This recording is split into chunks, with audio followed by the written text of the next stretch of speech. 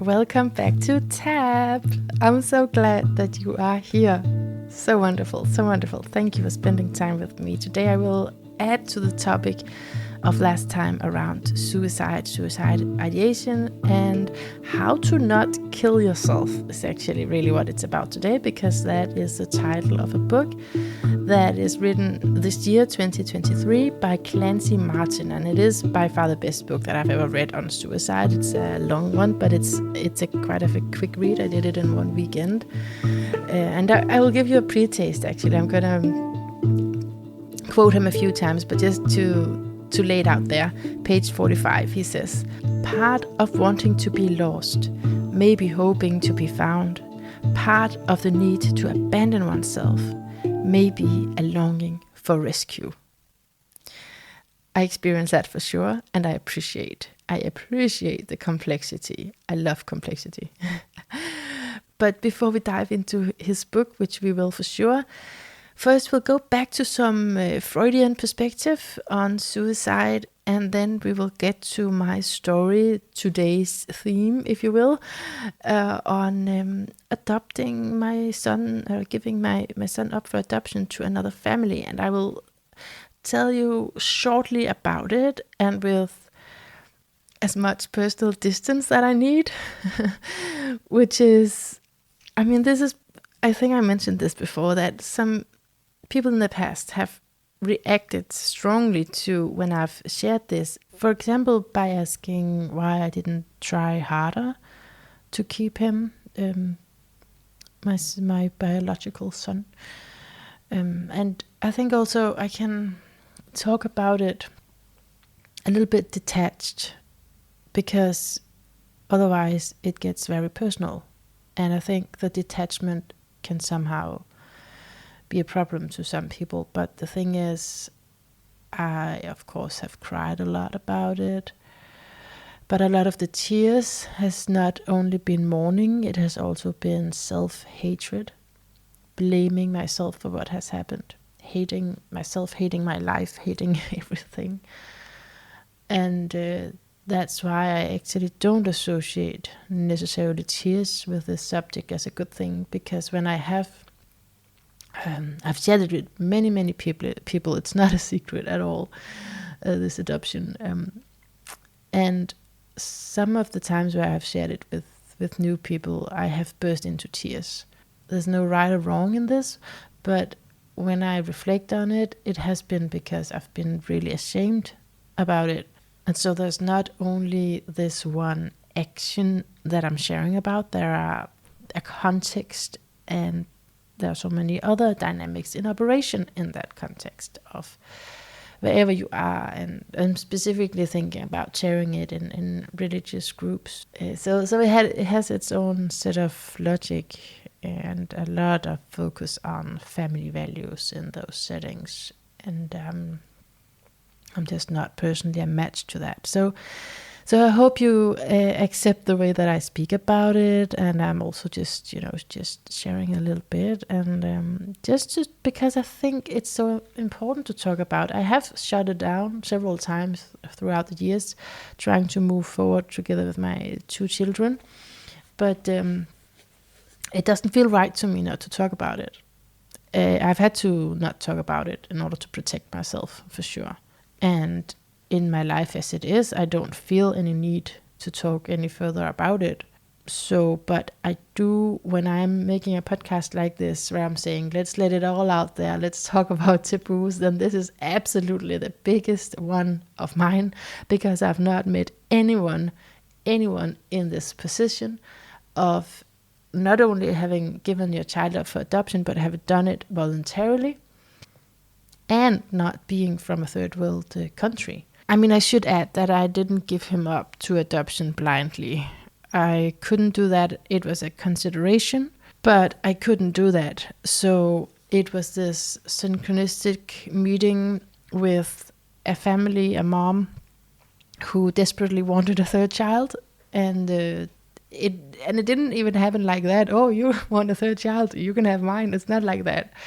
It was like I desperately needed a set of hands, and no one seemed to be able to give me them. There were no hands to be given.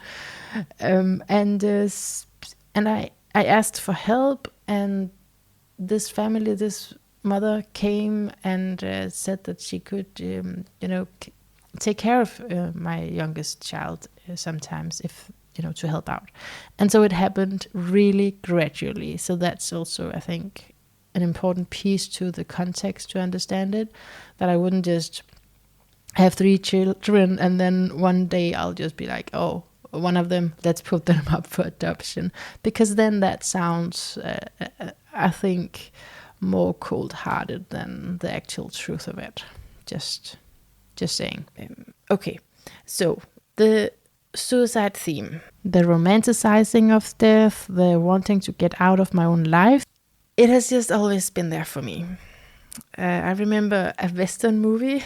I just came to remember that when I was thinking about what to say about this. I was like, there was this movie, and I think it's a Western movie called A Good Day to Die. And yeah, we had made the title in Danish, so I at least understood that part, the title part, but it is from 1995, and I was 9 years old. I remember thinking about a good day to die. Had it like a mantra almost. It's a good day to die.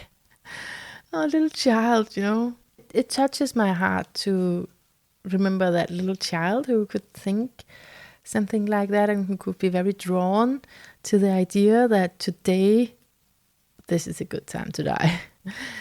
And I really hope through all of this that I'm going to say that my fragments of suicidal stories can serve as a cautionary tale, not like a role model or anything, because really we can see this theme reaching into the need to become myself in an environment that was trying to turn me into everyone else.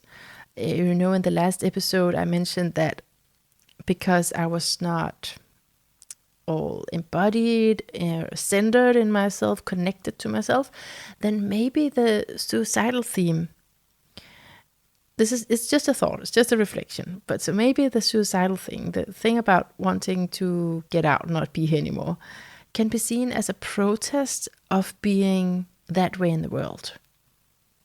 Okay, so maybe there's been an aggression and I was not in contact with aggression at all consciously. And that does lead to suffering. And then you want to escape that suffering, and that's, the desire to escape the suffering, to escape the pain, manifested as a desire to kill myself. So I'm having all of these thoughts about how it's connected. I'm not sure it makes sense to you, but it's sort of like, was it myself that I wanted to kill, or was it the thing that I found myself in that I thought was all that I was and all that I had?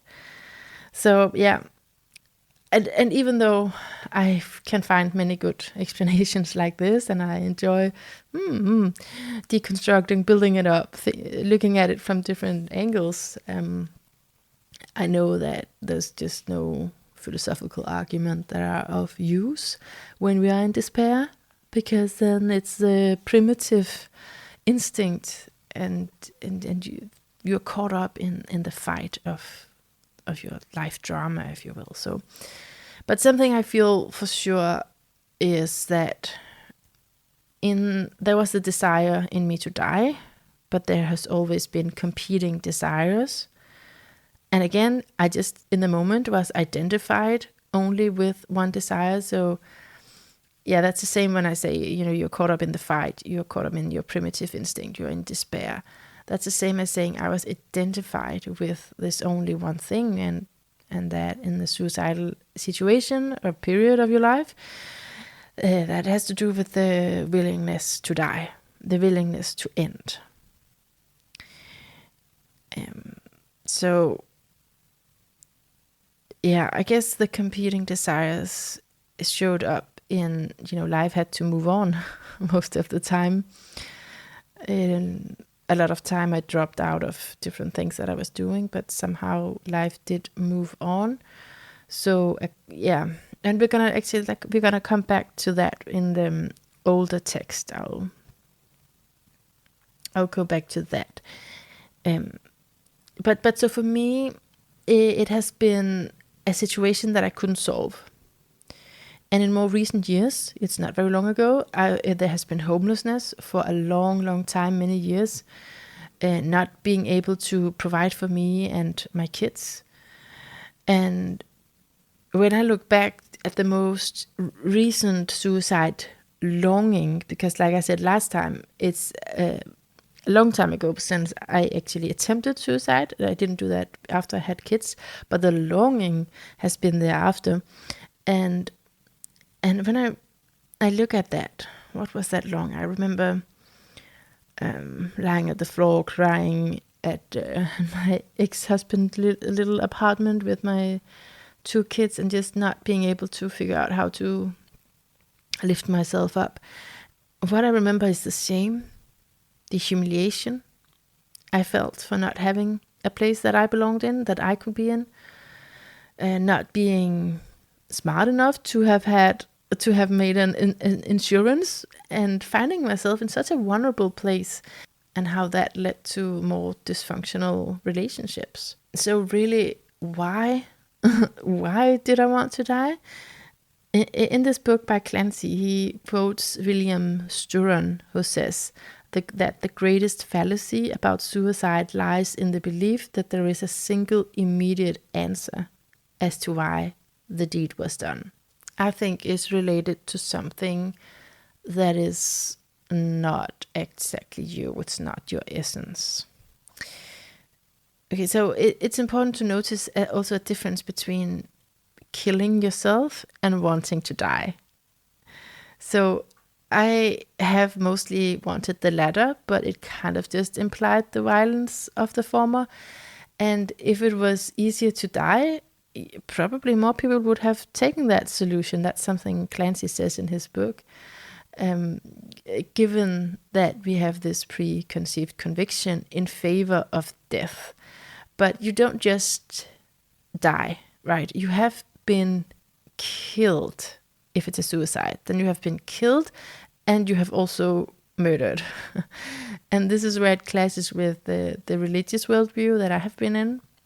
Nietzsche should have said that Christianity has permitted 2 forms of suicide. One is martyrdom, crucify me, torture me for something greater than myself. That's a martyrdom. And then the slow suicide of self-depriving of what is called ascetic practice. And I'm not an ascetic. People who, there's this group of people who dare to expose themselves to great dangers, unnecessary dangers, like climbing a mountain, racing cars, doing something very dangerous, and having these character traits for defying death, really wanting to defy death. Where if you want to die, then you probably just want to end the pain. So it's a different type of person. It can be, the other thing can be, extreme sport can be self-destructive in some sense, but if we are focusing on wanting to die, then all of that pain, I think, is avoided. But there is a confusion here. There's a complexity here, because in religious thinking, joy and suffering is also mixed. So you should sacrifice something to God to be worthy of this good life that you have. And then there's this element of self-denial. I really see that as a form of martyrdom too, but just sacrificing your own reality in a way.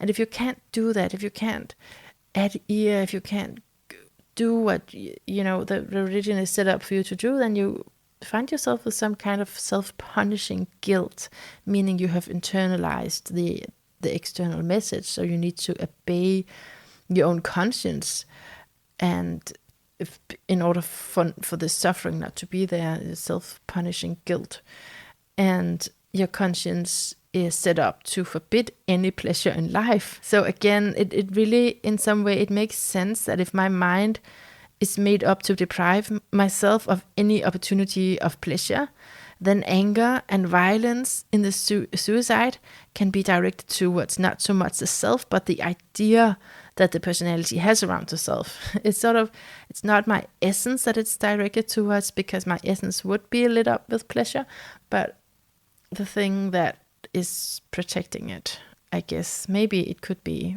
what I would want to die. It's just, yeah. Okay, but before the book on Clancy Martin, which I will dive into, I want to read from and comment a little bit about Karl Menninger.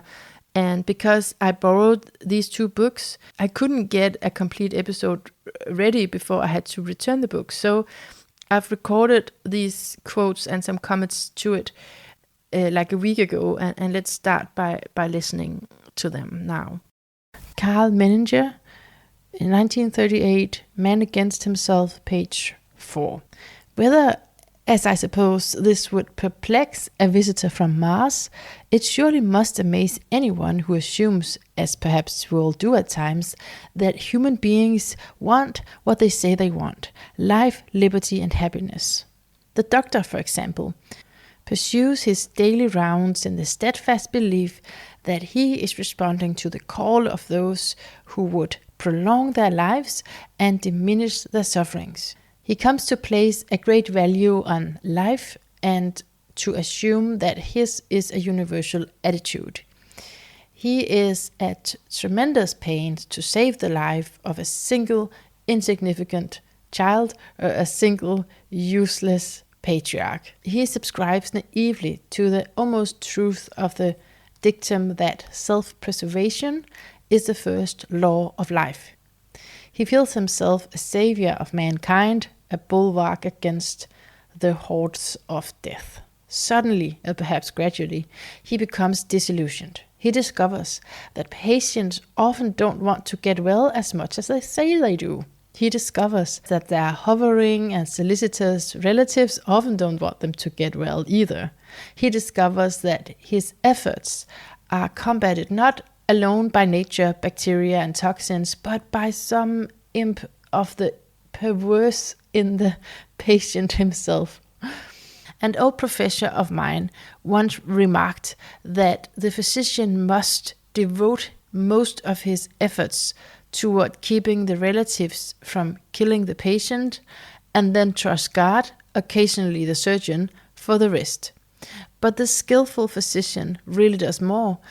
He not only holds off the relatives, but he tries to keep the patient from doing those things which favor the disease rather than the recovery. It was such observations as this that led to the formulation by Sigmund Freud of the theory of a death instinct.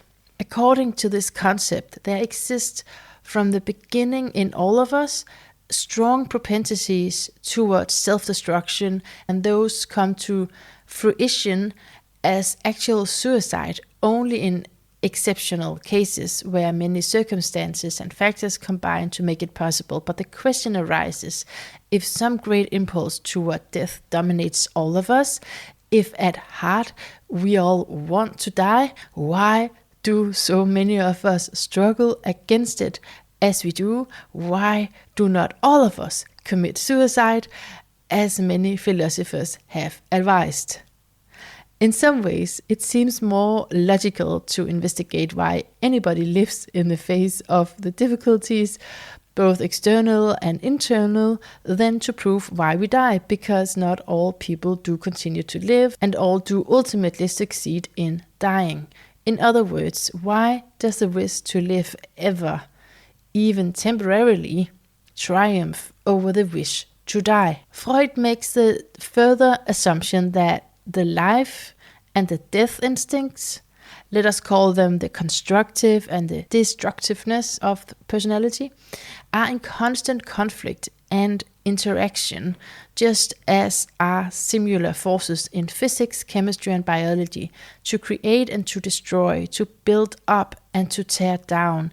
These are the anabolism and catabolism of the personality, no less than the two directions in which the same energies exert themselves. And then I'm jumping a little bit, and he calls, this is in the very beginning of the book, so he says this book is going to be an investigation in the high cost of living. And now I'm quoting again from page 7.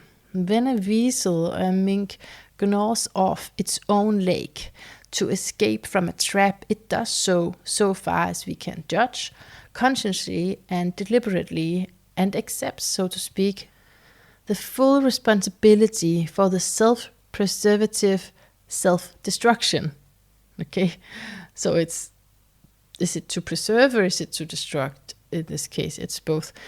Some human individuals who are forced to simulate sacrifices for the preservation of their own lives also accept the responsibility and defend their action with such logical reasons as they can command, sometimes correct, often fallacious, but usually quite plausible.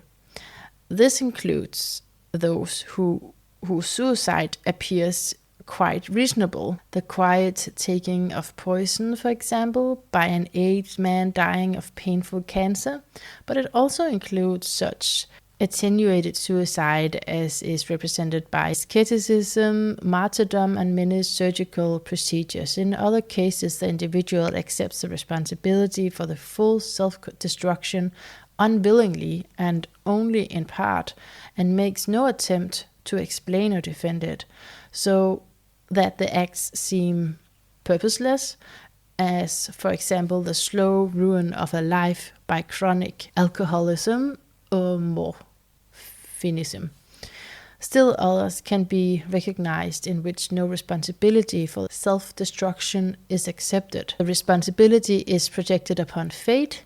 And he goes on to say that this self-destructive urge is implicit, whether people know it or not. And he's also very aware of the taboo. He talks about that at page 13, where he says that, and remember it's written in 1938, but still, that the taboo of suicide is so great that some people will not say the word, and newspapers will not print of it, and even scientists have avoided it as a subject for research. So that's the power of a taboo. And he says that a taboo is related strongly to repressed emotions, and that people do not like to think seriously and factually about suicide. And then he explains his own interest in it. And he shares this story. I think it's quite nice. I'll read some of it. She has this friend who has this depression, and he is then roused out of bed and removed from the hospital in the middle of the night by a relative against whom he felt hostile, but whom he was constrained to obey. We warned this relative that it was exceedingly unwise for her to remove him, that in the depths of his depression he might commit suicide. He himself was loath to leave the hospital and begged to be permitted to remain. He was taken by this relative from one place to another and finally back home to be nursed to health by her kind ministrations. Shortly afterwards, he killed himself. He was a scientist, a man of ability, and a man of future. And I'm gonna keep quoting for a little bit. I saw this thing happen so often that I became interested in the problems of why people die, not regard suicide as a reality, and whose responsibility it was to avert suicide. We doctors who work so hard to save lives that sometimes do not seem to us to be worth saving, must also have some responsibility for the saving of these lives, which are often full of promise and which are destroyed, so to speak, in a moment of impulsive bad judgment, a moment of predetermined misunderstanding, like that of Romeo when he found his sleeping Juliet and thought her dead. But we cannot do it alone. We endeavor to enlist the cooperation of the relatives in preventing the fruition of a potential suicide, and the relatives must, if they are human, take such warning seriously and act accordingly. The fact remains that suicide continues to attract far less attention than its seriousness and its prevalence would seem to justify. And jumping here to page 21, psychologically, suicide is a very complex act, and not a simple, incidental, isolated act of impulsion, either logical or inexplicable. The analysis of its motives is made difficult not only because of untrustworthiness of conscience and obvious motives, but especially by reason of the fact that a successful suicide is beyond study. The failure to achieve success, even in suicide, is apt to express accurately in fact that a successful suicide is beyond study. So we can't really ask people what happened when they are dead. Okay, and so I've read through the book basically, and a lot of, I think, Freudian ideas here, but something I think really interesting happens in the end, because we get, I think, the reason why the book is named the way it is. And I enjoyed reading this and finding this out, so I'm gonna share that. We are at page 408, and so apparently the Netherlands psychiatrists are writing a letter to, I guess, all psychiatrists who they can send this letter to. It's issued in 1935 under the auspices of the Netherlands Medical Society, which formed a committee. The letter was signed by 339 psychiatrists of 30 countries and later on many others. So we do realize that in 1935, and also when this book is published in 38, the Second World War is right around the corner. So the letter, I'm gonna read pieces of it, and I'm reading it as it quoted in this book by Karl Menninger.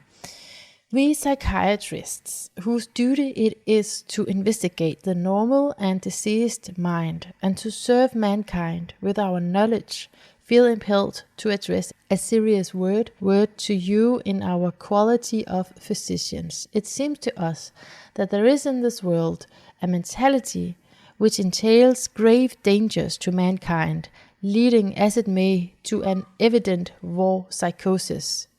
War means that all destructive forces are set loose by mankind against itself. So the title of the book is Man Against Itself, or Himself. So, okay, I'm continuing the quote from these physicians.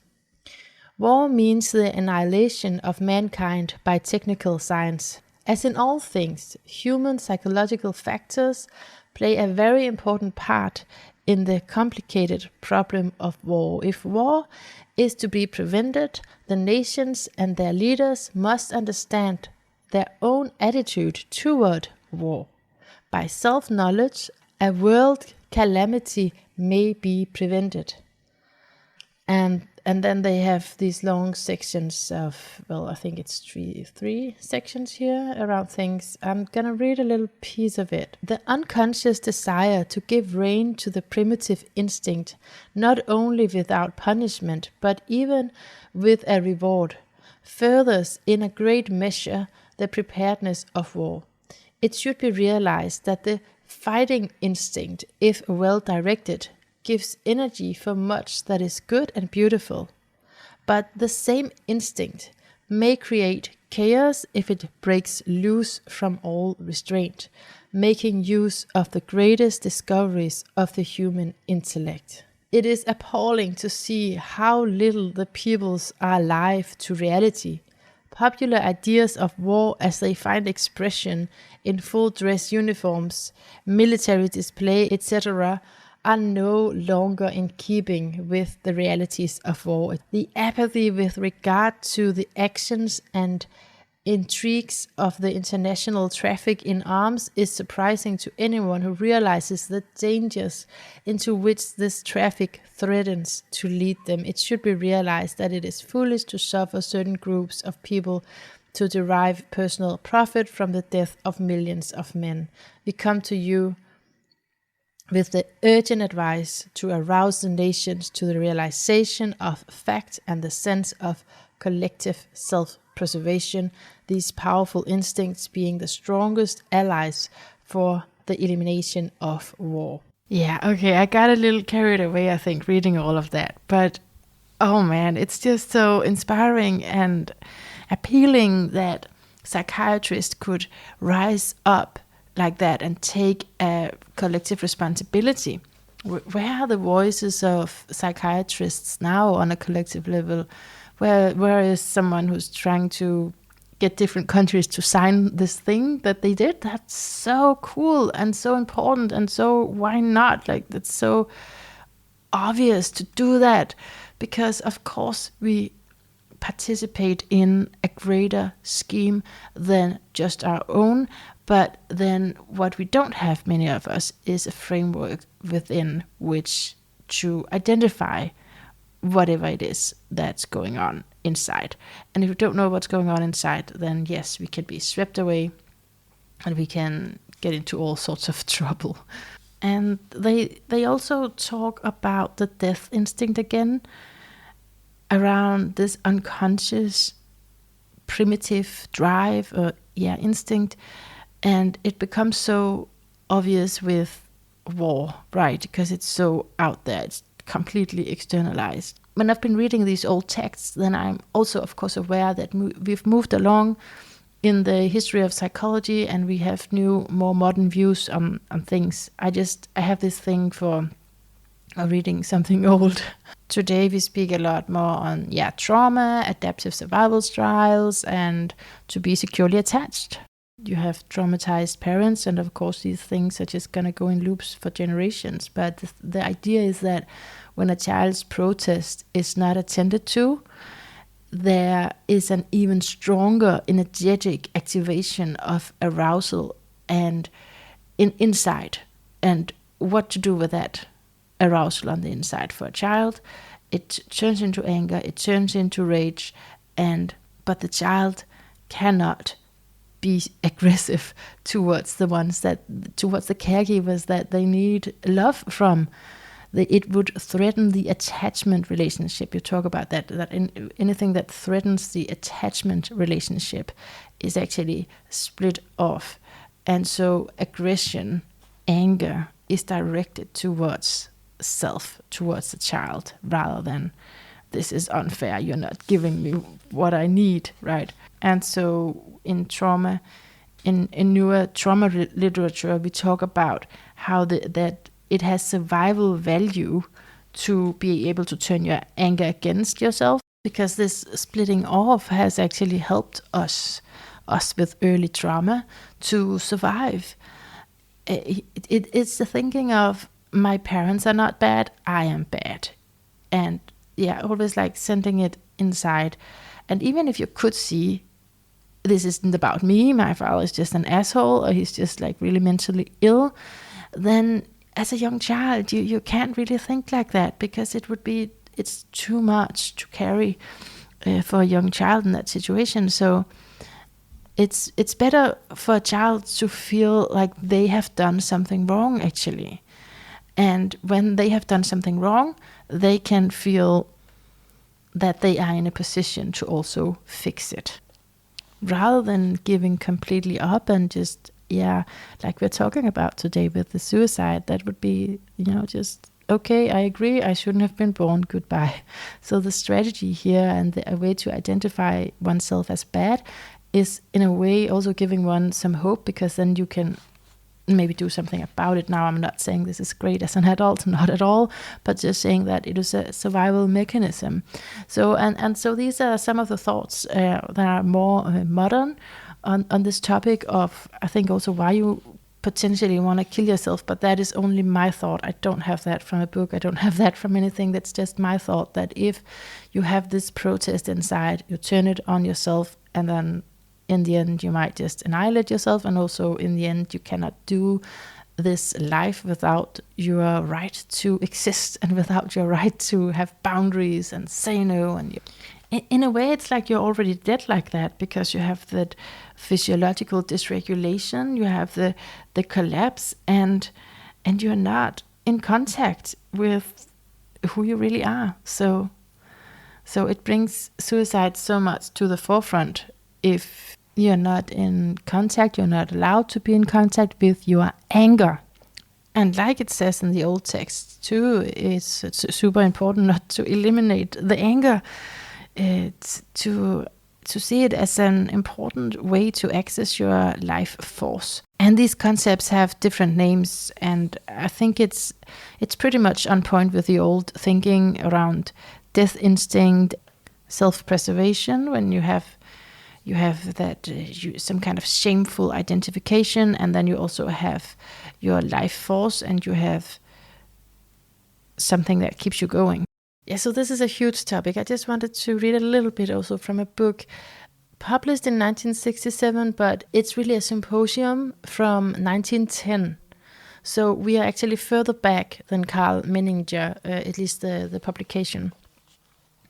And so the reason why I think it's interesting is obviously that these ideas still influence us and can still help us at least shine some light on this topic for us. But I must admit that I have found many explanations, so-called explanations, that I completely disagree with too. So it's not that I'm searching in these old texts to find the truth, but just to get some perspectives. So I'm going to start out just with the introduction, reference to suicide among young students, and Alfred Adler is one of them who's contributing, but it's edited by Paul Friedman, and so that is the voice that we're going to start with hearing in the beginning. So it's at page 11 in this book. As for the evolution of our thinking about suicide, the year 1910 marked a definite turning point. Europe allegedly again witnessed a resurgence of suicide, especially among young people. Such epidemics had been cyclical for almost 3 centuries, and each time society had sought the motive forces responsible for driving human beings to self-destruction. The mysterious demons of the Middle Ages had provided a ready-made answer to the suicide problem, but subsequently they had been replaced by agents more in keeping with the thinking of the times. The scientific world of the early 1900s was imbued with a deterministic philosophy which looked to the outer world for all causes of human conduct, even more so for the causes of suicide. Perhaps our resistance to psychological thinking can best be epitomized in the attitude of mankind toward suicide. One example of this tendency to rationalize causation was evident following the publication of Goethe's romantic tragedy, The Sorrows of Werther. It was believed to have had such powerful impact on young people that many committed suicide, as did the hero of the book. And when in 1903, Otto Menninger, the author of Sex and Character, put an end to his life at the age of 23.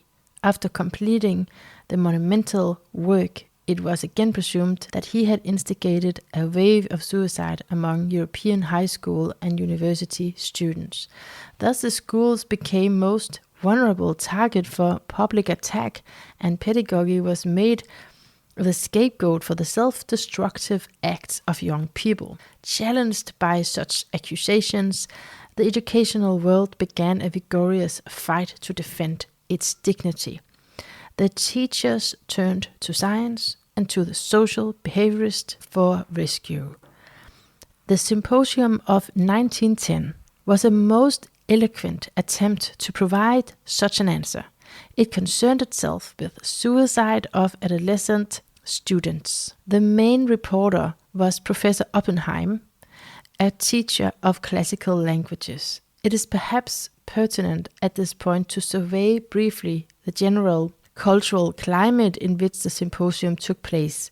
It was a climate in which the conception of external causation had changed in form but not in content, a climate in which suicide was seen as the result of and dependent upon immutable forces, conditions that are neither flexible nor capable of change, but are inexorably imposed upon man and to which he must succumb.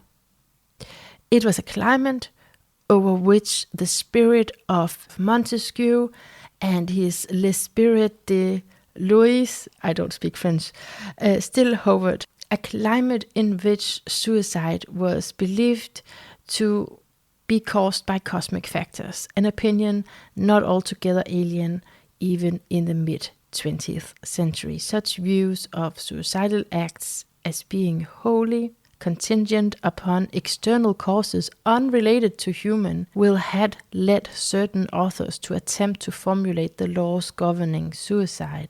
And he goes on to say that the reason why history people at the time were so relentless to assign the causes of suicide to anything else than external influences is this resistance to explain purely human actions by the psychic dynamics of man himself. And he says here at page 17, the sociological world of the time was still governed by the influence of Émile Durkheim, which I referred to in our last chapter together, who had at the turn of the century published his classic study Les Suicides, his theory which was based entirely on the collective principle.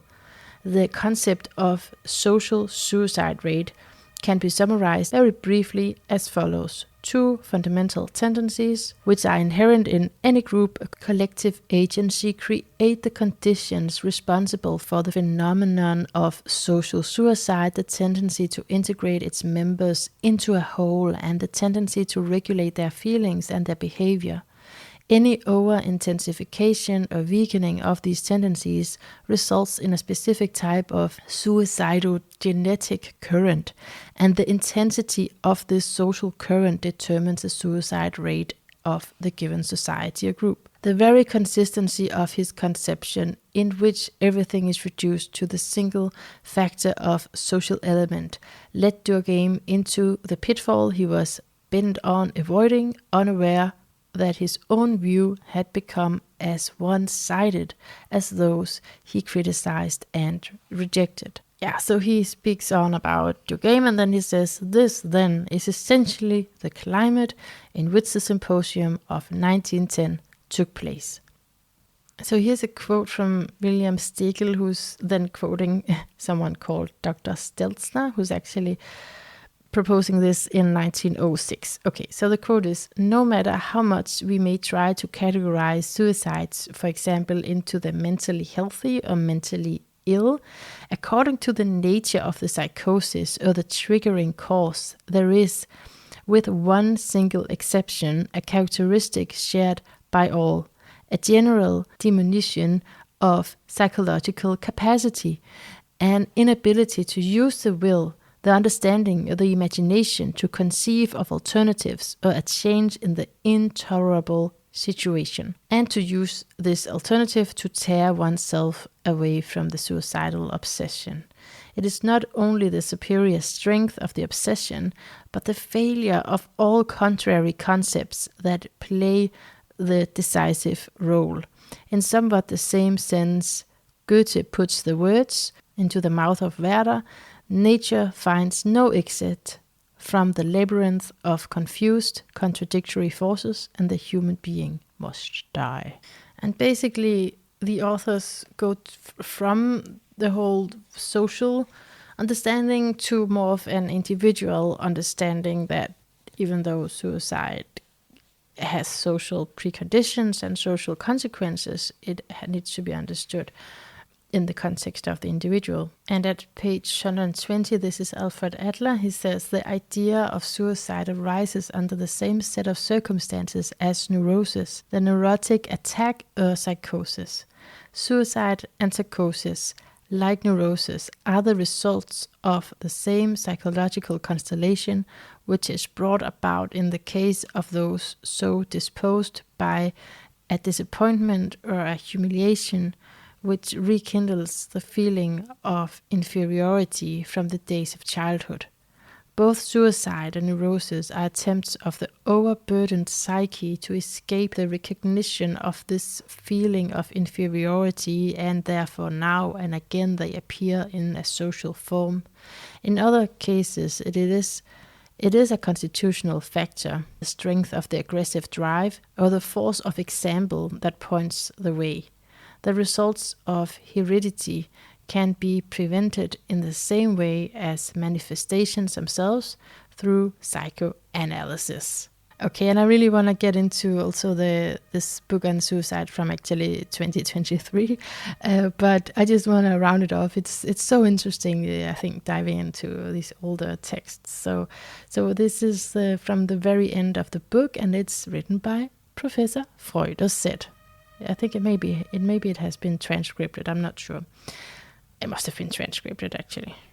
He says, "Gentlemen, I have an impression that, in spite of all the valuable material that has been brought before us in this discussion, we have not reached a decision on the problem that interests us.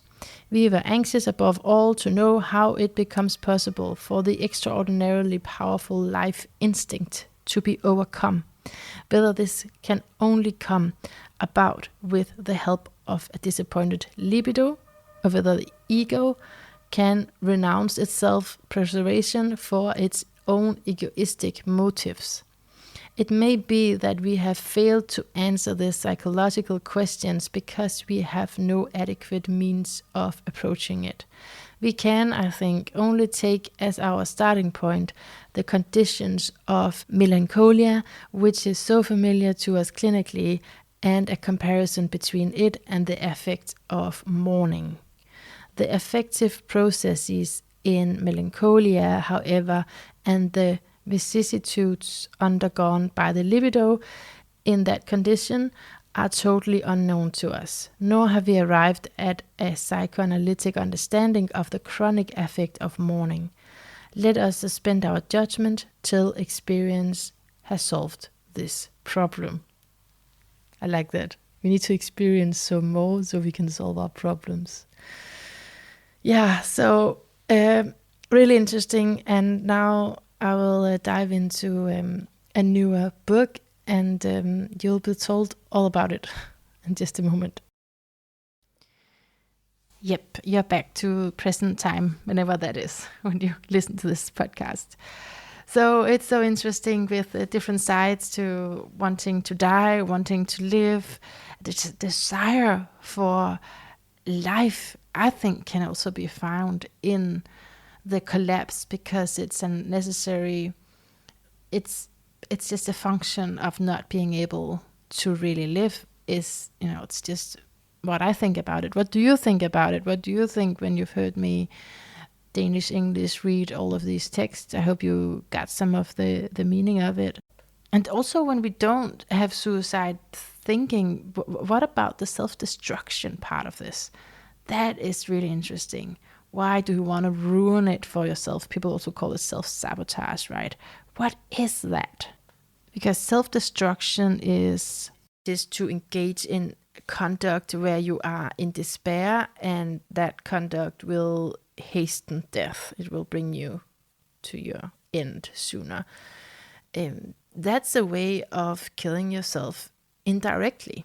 Okay, now to Clancy Martin. What I love about this book is, of course, his authenticity. He actually shares about all of his suicide attempts, but he's like me, it seems like he can forget some. Did I also try there? Yeah, I know that feeling. And I love his references to other authors as well. Some I have read, and it's actually funny because he referred to one, James Hillman, a book on suicide, and he referred to it as the best book written on suicide, right? And I was like, that's so funny, because I recognize the book. I don't know what it's about. And then I borrowed it, and I realized, that is the book that I 2 years ago not only read, but I did an in-depth interview with some Hillman enthusiast, and we talked for hours on this book in my Danish podcast. How could I forget that? And I'll tell you why. Because that is before I was healed. I call it being healed. I'm not sure how to term it, but for now I'm calling it being healed. So before I was healed of my suicidality, I did this interview, and that was actually part of the reason that I wanted to do the interview, was because of my own intense inner longing to die. So I think I somehow wasn't thinking clearly at the time, And that's why that I couldn't remember that book. I mean, I guess you can just disregard it as something, if you don't remember a book. But for me, it's very strong. It's actually a very powerful thing because, first of all, usually I really remember the books that I read. It's not that I've read that many. I remember the books that I've read, and especially the good one. And this is a very, very good one. And I of course, I remember the things that I've done in my podcast, in my Danish podcast. So to me it was, okay, what's up? And it just strikes me now that this is the first time I'm actually talking about the theme where I have not been in the position that I wanted to die, because I remember doing these interviews, I remember talking to people about it, and I remember the pleasure of speaking openly about it, trying to resolve a taboo around it, and yet also feeling like I didn't want to die any less after the conversation. It just kind of affirmed, yeah, that's probably the way it should go. Something like that in my mind, not in my actions, like I said, since I've had children. Not that that's any wonderful thing now that I say that. I don't say that so I'm excused somehow, because the kids sense everything, and they can sense someone who wants to kill themselves even though they don't. Okay. One of his points in the book is also that we don't really choose to die because we don't know anything about death. What we choose is not life, which is quite different. So a suicide attempt is a gamble that death is better than this. So that is, I think, also important to remember when we're talking about this feeling, I just want to die. Well, you don't know what death brings. So what you want is to not do whatever you're doing now. And I also love Clancy's spirituality. There's definitely air quotes here. I'm not sure that he would say that because he had a very spiritual father, so I don't know where he is at with it, but at least he's explaining having suicide thoughts as a child really, really early, which I have had to I remember it from age 9, but I don't know if it went further back, fantasizing about, being hit by a car and going to the hospital, and all my troubles would disappear if I just never woke up again. And he shares that a Tibetan Buddhist Lama Rinpoche, but it's just one of the Rinpoches, says that suicide is simply a pattern we repeat from past lives, a habit we pick up very quickly and is extremely difficult to break. Once you have formed the habit of ending your life, when things get tough, you will resort to suicide more and more quickly in future lives. So this is the Lama saying this, and Clancy, the author, is noting it as a plausible explanation for people who seem to have thoughts of suicide before they even know what life and death are. And me, Mannah, to me it just makes a lot of sense to have had incarnations where I chose to end it, to get out of some dysfunction. But I also, so as we heard in the 1910 discussion, the missing capacity under psychological pain, the missing coping strategies, if you will, and I would just go into a collapse rather when I faced difficulty. So that can be inherited from past lives where I killed myself before I got out, before I actually developed some better strategies, some healthy coping mechanism, but it's not to not take responsibility for it. It's just what I want to say. Clancy also has this point that suicide runs in families, and I know that my father spoke a lot of killing himself, and his sister killed herself, and further back we don't know what went on in the family line exactly, but it's interesting. And it's also, of course, a child's mind. When you hear something like that, oh, dad really wants to die, then that's probably going to affect you too, right? So there are many explanations for also very early suicidal behavior. But now I will read you something from this book. Okay, it's page 37 and it goes on to 38. It sounds a bit weird to say I want to live. I take life for granted. I'm not separate from my life. After all, I am my life. There is no me independent of my life. It's what I know. It's what I'm always doing. And I don't have a desire for it because it's something I already have. But often I do want to die. And many people like me are acutely conscious of what the Buddhist philosopher Thich Nhat Hanh called a desire for non-existence. Not existing is what you want. In fact, for the Buddha, that desire for non-existence was one of the 3 fundamental forms of suffering that constitute life.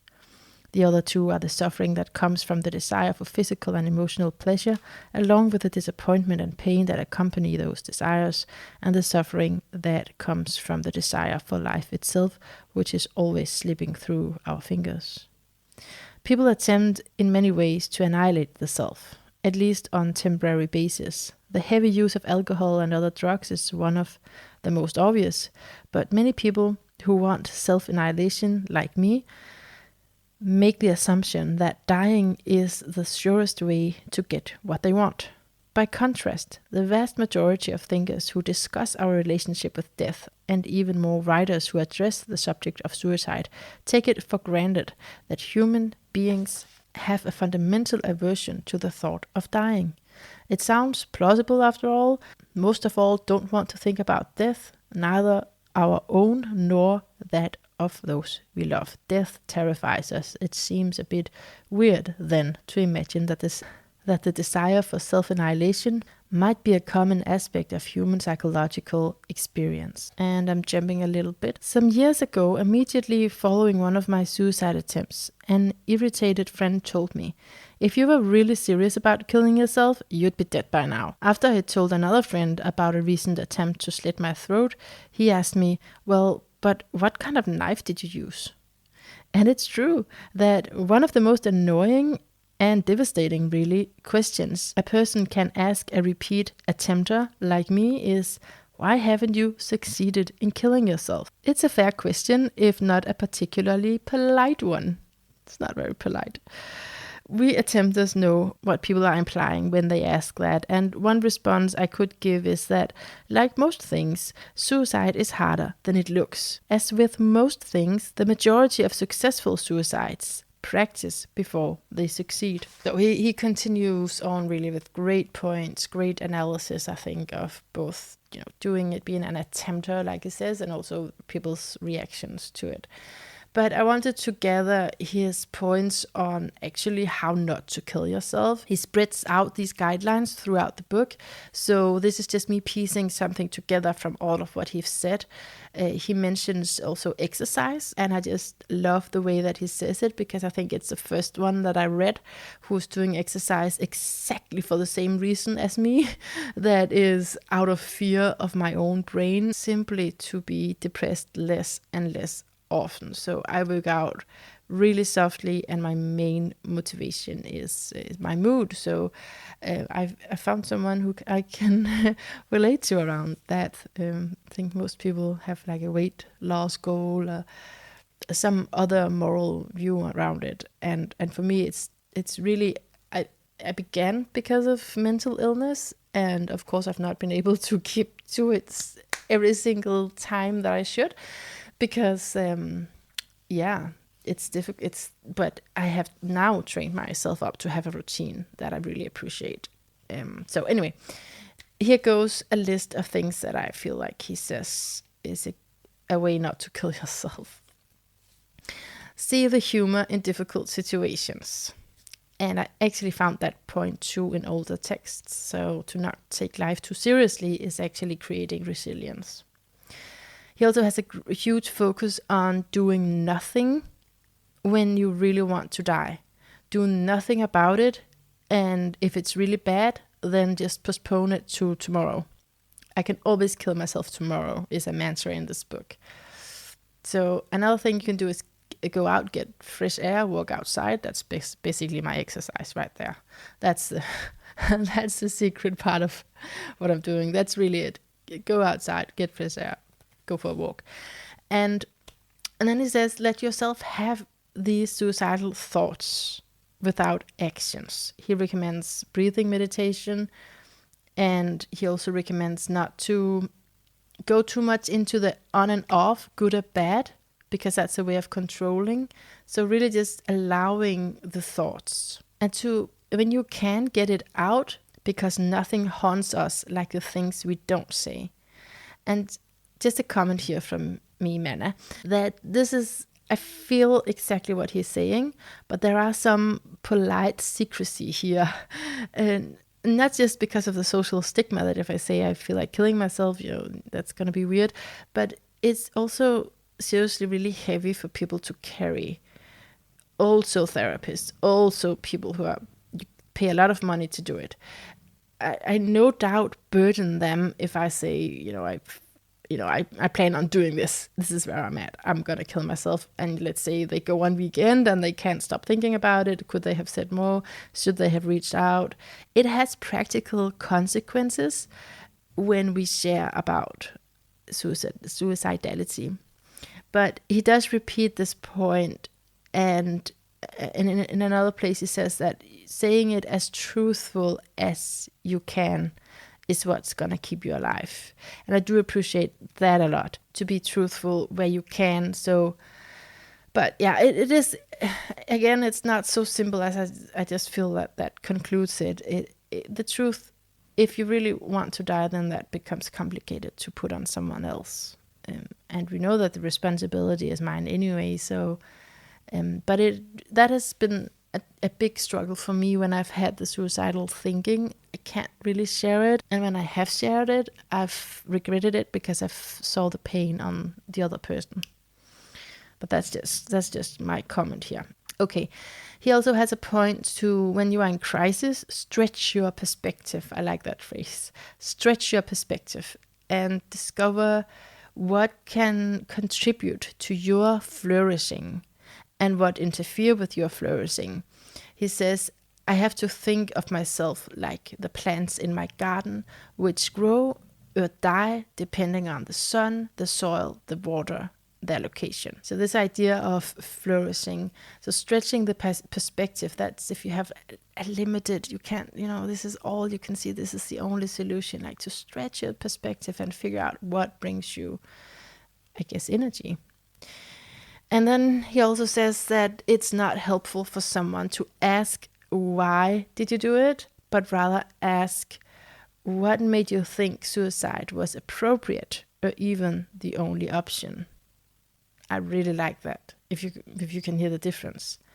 Why did you commit suicide, right? And you're like, oh, which trauma should I tell you about? And does that even legitimize it? And, but if you ask what made suicide, what made you think that suicide was appropriate or even the only solution, then I think we could go deeper with the conversation, saying, well, probably a very desperate moment.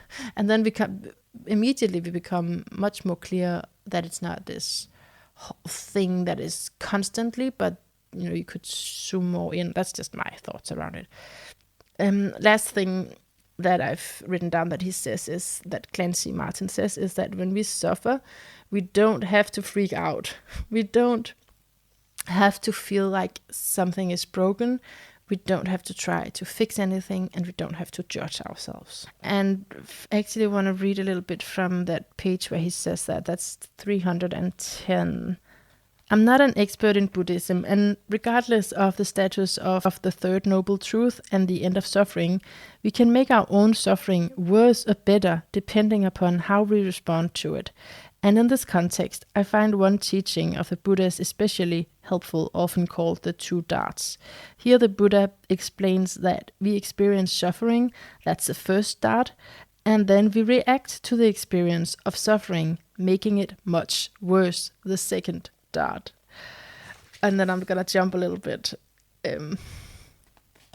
I make my own suffering so much worse when I struggle against the suffering, when I suppose it is somehow a sign of something else or has to be turned off or is the cause to panic, to freak out, to attack, or to run away. The worst kind of suffering, the real I want to kill myself kind of suffering, is always the second freaking out kind.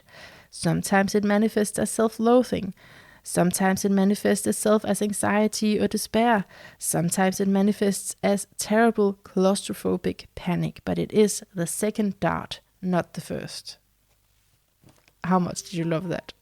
Okay, so I'm not gonna go too much into it today, but there is this archetypally resonance with wanting to die. We're in the Pisces archetype, longing to go back to safety, and then becoming addicted to something that will give you similar feelings from being stimulated in a certain way. And I want to read something when he talks about alcohol, but the reason why I want to read it is both that, because that's interesting, but it's also that the same kind of moral view that is in AA is, I'm very familiar with that from religion. And I think it has inherent problems, not saying there's something better out there, just saying there are some issues. And I really like that he's joining me in that. He's actually gonna say the whole thing for me, so I don't have to talk. Okay, so it's at page 125. He's talking about this extreme statement of a moral view around you just have to do this, and otherwise, you can't. You're not gonna get healed. It's not complicated. That's how it works. And he says, while a few alcoholics describe the alcoholic who still suffers as a sinner, most understand themselves in just that way. I was a sinner, but now saved. It's a centuries-old, proven, effective, hugely attractive attitude, and it surely is one of the reasons AA works better than any other program of recovery. The problem with understanding alcohol abuse in this way relates directly to the old problem of how we understand the depressed person and the suicidal person. For centuries, depression and other forms of psychological suffering, as well as alcoholism and suicide, were all understood as expressions of moral failure at best, and as the presence of evil spirits or the devil at worst. In the popular discussions of addiction and mental illness, we still talk about overcoming our demons. For centuries, people who suffered from these conditions were imprisoned, were subjugated to violent treatments that approximated the torture, and especially in the case of successful suicide. In fact, the bodies of successful suicides, because they were viewed as having committed the gravest sin against God, were disfigured in a variety of ways, dismembered, hung upside down at crossroad, beheaded, and so on. All this was done in the name of morality and spirituality, in defense of the idea that the suicidal person was morally blameworthy. But this way of thinking is not just repellent to us as compassionate people, it's dangerous, because even in more sublimated forms that we encounter today, it reinforces in the mind of the alcoholic, the depressed person, or the suicidal person the idea that she or he is guilty, bad, even evil, someone who deserves to be cast out of the good society. And that view is exactly the kind of thinking that leads you to drink yourself to death or overdose. This is where we also need to consider the reactions of other people as something that's actually important for how the condition continues, maybe gets worse. Okay, so I'm about to shift topics, but I don't feel complete with this topic. But I will end it for now by saying that yes, I have been haunted by suicide ideation for, I don't even remember when it started, just it feels like forever. I'm 37 now, and it's been within the last few years that I have refocused my attention on the life force instead. And I feel that even when I have thoughts of suicide, because you can't really control thoughts, then I know in my heart that I want to live. It's not the kind of urging need, a longing anymore. When I think of suicide, I know, but I choose life. I feel like that part of me who wants to not be here has been healed. Like I said, that's the word I have for it. It might sound crazy or even religious, and I don't want that, but it's somehow something has shifted inside of me. And like he says in the book, we don't know when death will strike. So we should rather insist on life when we are here. And I've really found that to the antidote or the argument against this feeling that can be both a very philosophical thinking, and it can be like an inner feeling that life is not worth the trouble of life. It's not worth it. Then I feel like that the antidote, the answer is life force. What is it you are here to do? That's what helps me. And like I was saying through Clancy in just a moment ago, we are not separable from life. I am my life. I can't divorce my life. And we do need to remember, I do need to remember that suffering is a sign of life, not of death.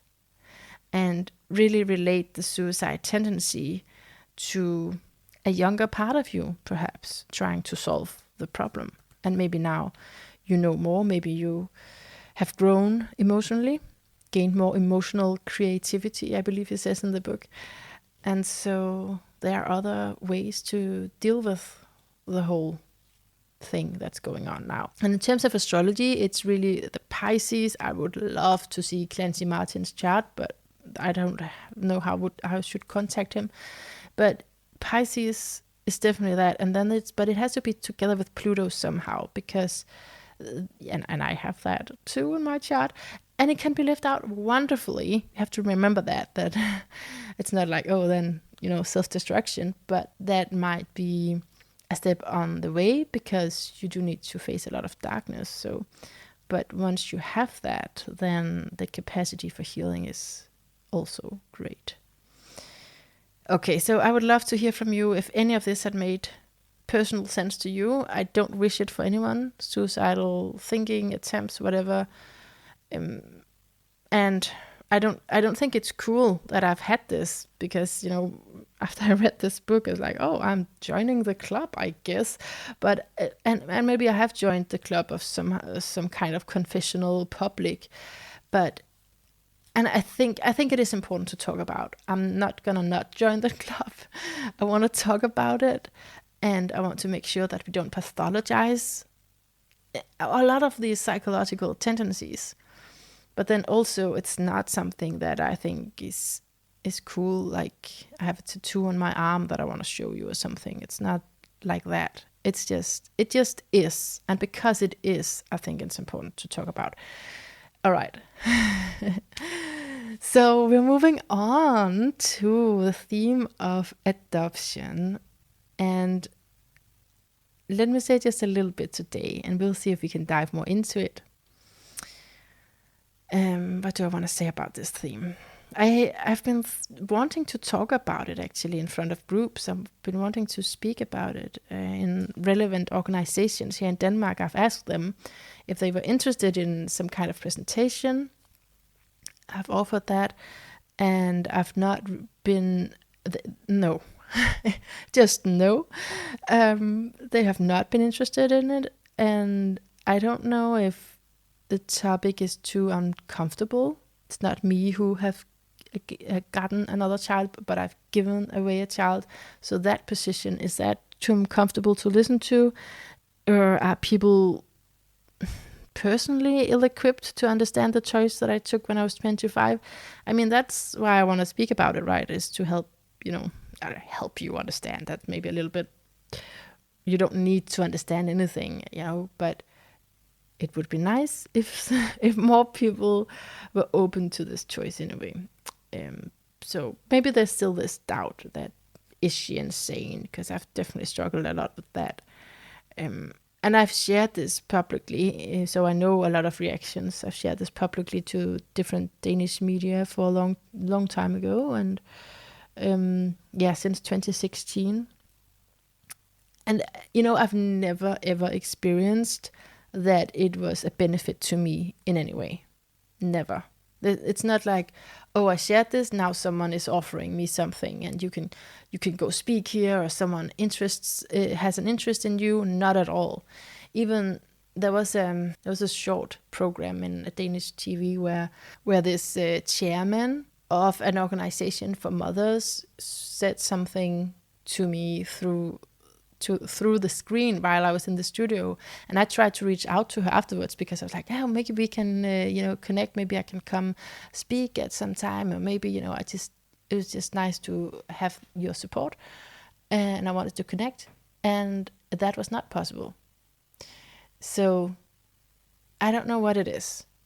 And sometimes I do confuse personal and professional. I admit to that. So it might be, it certainly has to do with me somehow. But I would say that in this situation, I'm not sure why people have not been more interested in my story and to talk about it. I feel like saying it's the power of taboo, and then also I know that I needed to help myself before I could help others. So there's that piece too. But I just don't like simple conclusions like that. And a big part of my story is being cut off from support and feeling hopeless, as I saw I couldn't handle that mom life alone. And yeah, that was at the time of the adoption, but also after, because how to provide, how to find a trustworthy new friend circle, how to be in a loving presence to the kids who, that it demands a lot. And I felt incapacitated by my problems around being alone with small kids, and of course adding that my whole worldview had broken apart. I felt I didn't have a clue about how to act or think, and I just felt compromised by patterns greater than myself. This is actually an important sentence for me. Compromised by patterns greater than myself, both the events, the external events, and then also what took over inside of me because of unresolved trauma. A lot of things repeated from what I grew up in inside of me, So, but I'm trying to talk about connectedness anyway.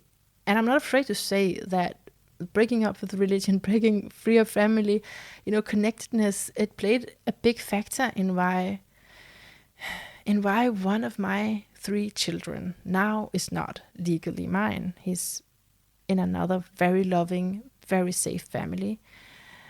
I could not go on like it was back in 2010. And we did all of this privately, and I really appreciate that there was no social professional person involved. So in a way, there was a lot of choice. But when I talk about the choice, I feel like the context is not really heard as I want it to be heard. And again, I want to protect people, but you don't have to imagine this. But when I talk about it, I remember that I heard screaming every night, and not from my baby, not the one that I actually gave to another family, but from the other kids who had high sensitivities, and I was under so much pressure to help and to just be there and to, trying not to go into the only place that I knew of depression and collapse, and that was my automatic. So now I was really pressured to be in this acute need to help someone, and all of that was a lot. So it's important, I think, to say that the focus in this story is not necessarily the one about giving a child away. It's about the whole struggle of the context. So he got a new family, and it's a huge deal. I will say that it's a huge deal.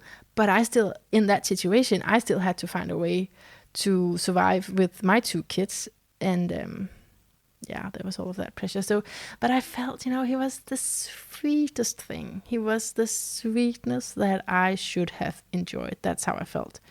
I was like, oh, I wish that I could really be here, that I didn't have so many other things going on. He was the sweetness that ought to have someone enjoy it, if you know what I mean. Like, how can you be so sweet and so tiny and so wonderful, and then it's like there's just not space. So I was not available, juggling his siblings and my disaster of a life at that moment. So it really seemed for the best at that time, for him and for the 2 others, for us. But of course now in later years, I've not only been mourning it a lot, on and off, But I've also been asking myself really hard questions around the feeling I had of being inadequate, because I remember I used that word a lot. I'm inadequate. It's not, what I can is not enough.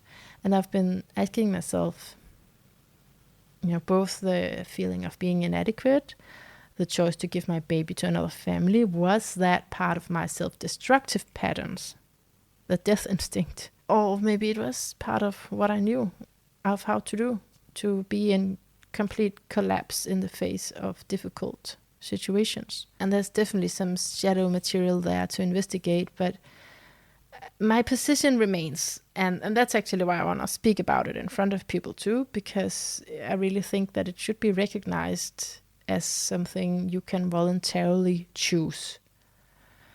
And we wouldn't do it, obviously, if it was something else than a last resort. It is a last resort, but still, I mean, again, with the context, I didn't plan on the pregnancy.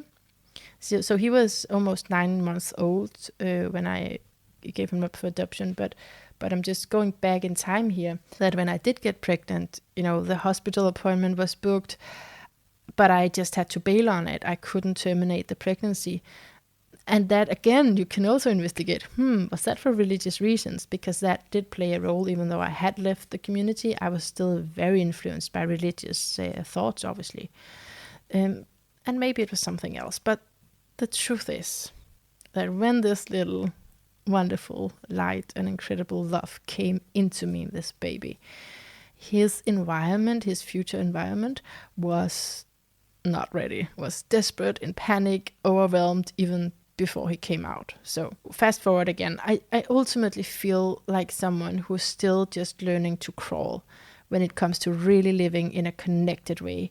And I feel so called to help other people do this important work, that I do need to surrender to this grateful feeling that my child, that my son, got on the shore, that he got so much more of a coherent family than I was able to provide for him.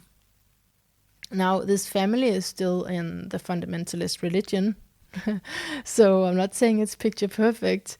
It felt very safe at the time. Again, I was not in religion, but I was very influenced by the thinking, so it somehow still felt safe. We are brought up to think that there are two groups of people: the one who believes, the one who go to heaven, and the ones who don't. So everything was a matter of that. Are you a Christian or not? Everything was a matter of that. So yeah. Anyway, I was influenced by that was a better way of living, even though I couldn't, even though I didn't choose that. And when in the years after, when I was freeing myself more and more from the church, of course, I found it very difficult that, okay, he's going to get this really religious training, is he? But, I'm really aware that for some people, religion can be traumatic, and for some people it can be something that saves them. And I'm also aware that kids can grow out of whatever their parents taught them, right? So who knows? And I'm telling myself now, as it is now, that I'm just, I'm not in a position to control it. And why should I control it? What I think is a problem for me is that I have a very different perspective on astrology. So I would love to have all of their birth charts, all of that to study and to check in astrologically, how are we interrelated, but they don't agree to astrology. So I respect that, and I just need him to be happy. Okay. I just need him to be happy. And I'm speaking of it now because I remember how it was at the time, but there's a lot of the same feelings actually going on inside of me. At the time, just after, I was like texting, did you give him this? Have you eaten? And, being concerned with all of that. And that, of course, I had to let that go really quickly. But then what happened? And this is kind of interesting. I found an author who said something about this. I'm going to read it in a little bit. What happened is we were kind of negotiating And I think none of us knew how the boundaries should be, but in the beginning we were like, maybe I should live close by. And we were like, yeah, let's do that. And then the family was like, hey, maybe that's not a good idea anyway. They kind of backtracked on that. Okay. So we were like negotiating what should this look like, right? And then we had this plan of seeing each other once a year. And then also that was maybe not really working out, because for whose interest, and they have a busy life, we have a busy life, all of that. So there is something around boundaries. And then we have each other on social media. Now that is sometimes also a problem, because I love seeing him. When I see photos, I'm like, if it's a story, you have to place your finger, and then I'm trying to enlarge it. I'm like, I can make this larger, because I'm like, I want to see him. I love seeing him. But the family uses this account only for family. It's not public. That means that sometimes they write something that's very just for them in that circle, and sometimes it's negative. And I remember when in the beginning I was terrified of it. I was like, oh, what happened? What's wrong? If they say, if there is some kind of negative thing, like, oh, yesterday was a sad day, but today we're healing, or something like that, maybe they would post that. And I'll be like, what happened? Is he okay? What's going on? Do you love him as much as your other children? And kind of demanding answers for them. And I can see that now, especially with after having read what I'm going to read aloud in a moment. That might not have been within the boundaries, but that was just my kind of feeling, instinct taking over. And I think I probably reacted like that for a few years, to be honest, when there was something negative up. And now I just have to let go of it. But it is sort of the same feeling. My feeling inside is, I want his life to be perfect, because it's not with me. so it needs to be perfect. Yeah, but that's the control. It's only a side of me who feels like that, because another side of me is resting, and I know that this is exactly as it's supposed to be. I do have that very grounded feeling too of, I know that this is good.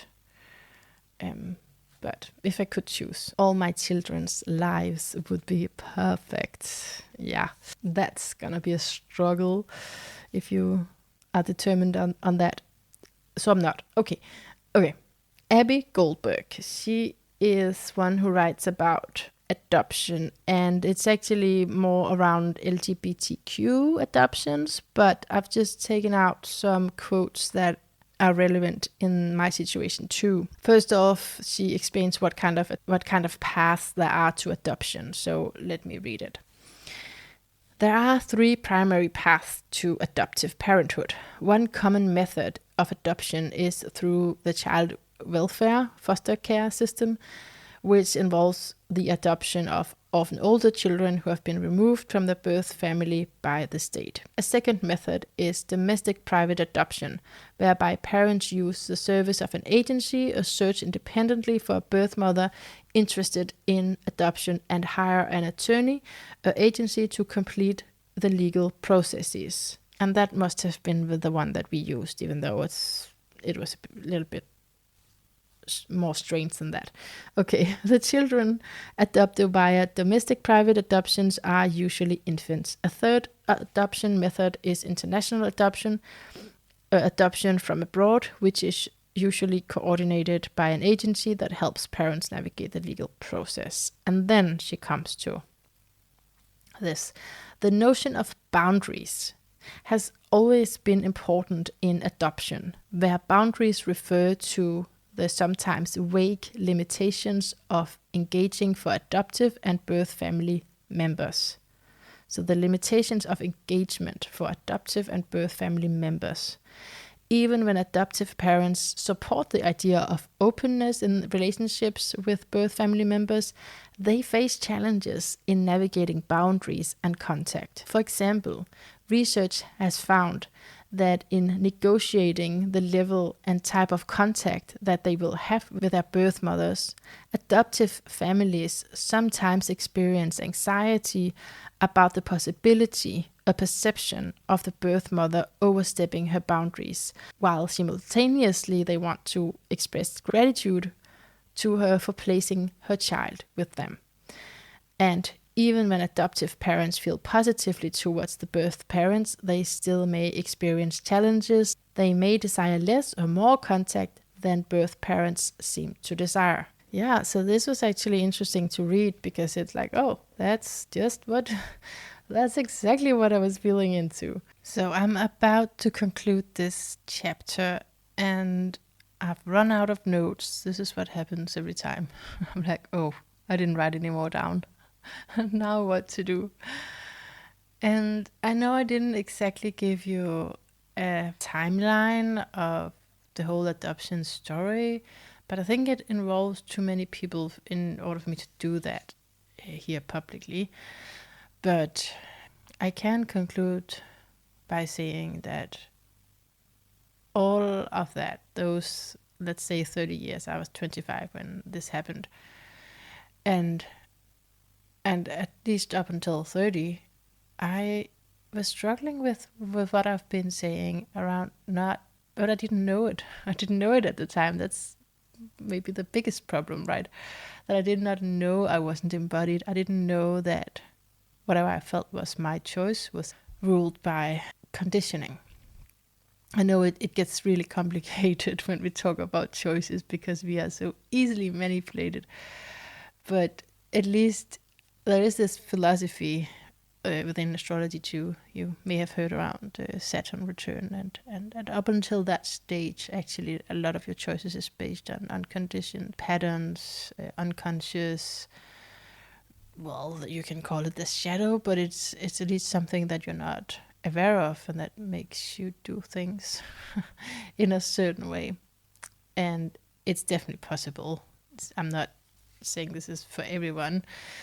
And I've also looked at the younger generations than me, and I've seen, some great awareness in younger people. So I'm absolutely not trying to make this around everyone, but it sort of fits with my own ideas here around my life and how it has especially been the last 7 years where I've opened up to a completely new way of living and a new way of feeling myself and a new way of helping others, because that is something that I've been called to for all my life, but now it's taken to a new level, and I feel deeply that what I do around my self-work is directly influencing how I'm able to show up for others. So that's pretty interesting, and it keeps you committed to your own self-work. Okay, so thank you for being with me today. Thank you for listening, and thank you for being in these quite emotional topics here with me. I'm really curious to know what you think about it, what you feel about it, what you are in your life. So please send me an email whenever you listen to this. I'd love to hear from you. And of course, if you can use anything of what I'm offering with therapy and astrology, you're very welcome. But also, if that's not the case, then I'd still love to hear from you. So all the best, and a place to call whole. That's what we're cultivating here. I hope to find you here listening to this podcast again next time.